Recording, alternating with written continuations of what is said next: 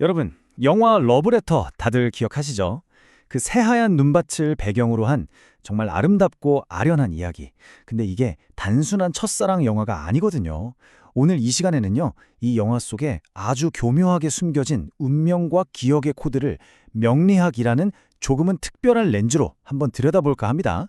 자, 그럼 한번 시작해볼까요? 오겐키 데스까? 와타시와 겐키 데스. 이 대사 하나만 들어도 괜히 가슴이 먹먹해지는 분들 많으실 거예요.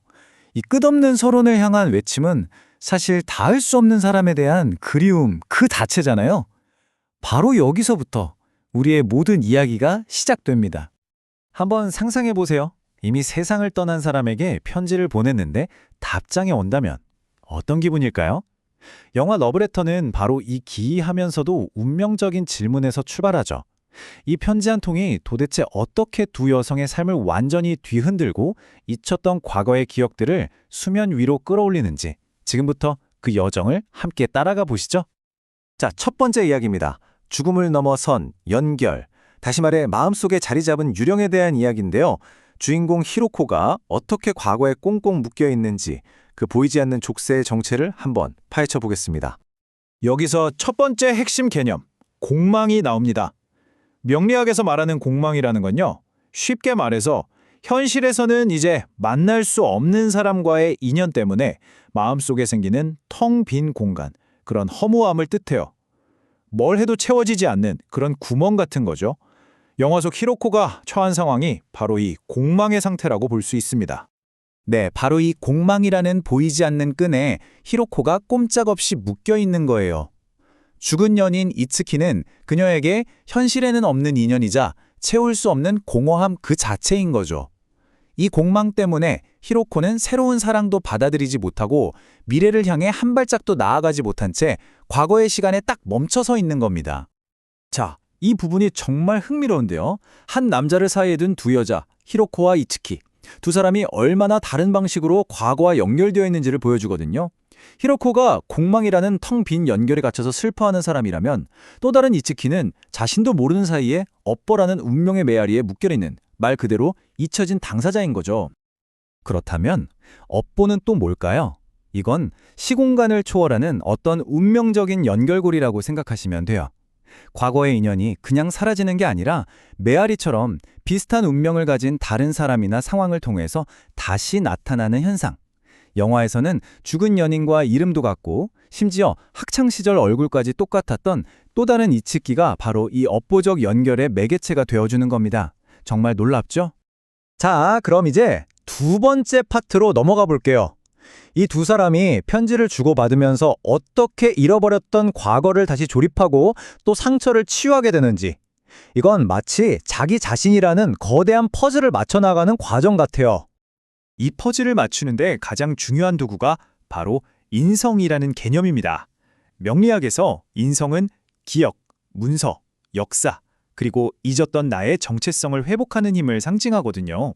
그러니까 두 사람이 주고받는 편지는 그냥 종이가 아닌 거예요. 흩어져 있던 기억의 조각들을 모으고 잊혔던 역사를 복원해서 결국 진짜 나를 되찾게 해주는 가장 강력한 인성의 도구인 셈이죠. 이 치유의 여정을 보면요, 아주 명확하게 3단계로 진행돼요. 첫 번째, 히로코가 그 공허함을 향해 편지를 보내면서 모든 게 시작되죠. 이게 바로 촉매제 역할을 하고요.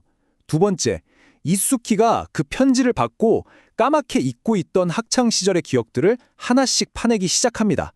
그리고 마지막으로 두 사람이 함께 과거의 조각들을 맞춰나가면서 각자의 정체성을 되찾고 상처를 치유하게 되는 거죠. 그리고 이 과정 전체를 관통하는 또 하나의 개념이 바로 편인, 즉 고독한 탐구예요. 두 사람 다 누구에게 의지하지 않고 아주 고립된 상태에서 홀로 진실을 파고들잖아요. 히로코는 죽은 연인에 대한 집착 속에서, 이츠키는 눈 덮인 외딴 집에서 이렇게 외부와 단절된 채 오롯이 자신과 과거에만 집중하는 그 고독한 시간이 결국 진정한 자기 자신을 마주하게 하는 꼭 필요한 과정이었던 겁니다. 자, 이제 영화의 아주 강렬한 시각적 상징이죠. 바로 이 계절의 변화를 통해서 인물들의 마음이 어떻게 바뀌어가는지를 한번 따라가 보겠습니다.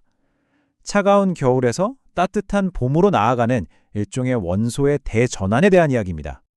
영화하면 딱 떠오르는 이미지가 끝없이 펼쳐진 설원이잖아요. 이게 바로 오행 중에서 수, 즉 물의 기운이 극대화된 공간이거든요.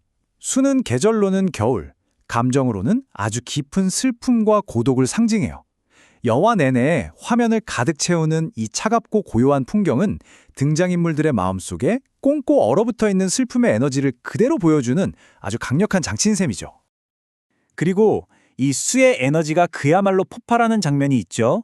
바로 히로코가 눈밭을 향해 잘 지내시나요? 라고 외치며 오열하는 그 유명한 장면. 이건 그냥 슬픈 장면이 아니에요. 그동안 억눌러왔던 슬픔의 에너지가 마침내 한꺼번에 터져나오는 순간인 거죠.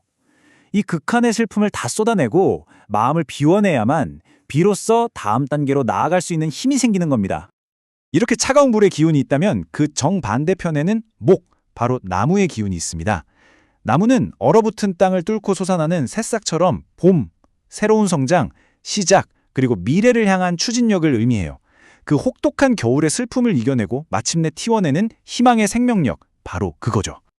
결국 히로코의 여정은 슬픔과 고독이라는 이 꽁꽁 얼어붙은 수의 에너지에 갇혀 있다가 과거를 정리하고 새로운 삶을 향해 나아가는 목의 에너지로 전환하는 정말 강력한 변화의 과정이라고 할 수 있습니다.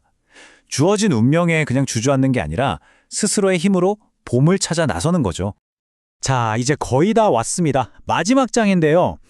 지금까지 우리가 나눴던 이야기들을 모두 모아서 이 영화가 운명이라는 것을 어떻게 다시 써내려가고 있는지 그 최종 결론을 한번 내려보겠습니다. 이 운명의 코드를 다시 한번 정리해볼까요? 이 영화의 이야기는요, 공망이라는 고통스러운 텅 빈 마음을 업보라는 운명적 연결을 통해 마주하고 인성이라는 기억의 도구로 잃어버렸던 나를 되찾는 과정이에요. 그리고 마침내 깊은 슬픔의 계절인 수를 지나 새로운 성장의 계절인 목으로 나아가는 하나의 위대한 여정인 겁니다. 그러니까 이 영화가 우리에게 정말 하고 싶은 말은 이거예요. 운명이 우리에게 어떤 이야기를 던져줄지는 몰라도 그 이야기의 의미를 어떻게 해석하고 받아들일지는 결국 우리 자신에게 달려있다는 것. 기억과 성찰을 통해서 운명의 의미를 다시 쓸 힘이 바로 우리 안에 있다는 거죠. 마지막으로 여러분께 이 질문을 한번 던져보고 싶네요. 만약 운명이라는 게 이미 정해진 결말이 아니라 우리가 그 의미를 배우고 또 스스로 다시 써내려갈 수 있는 하나의 이야기라면 어떨까요? 러브레터는 바로 그 희망의 가능성을 우리에게 보여주고 있는지도 모릅니다.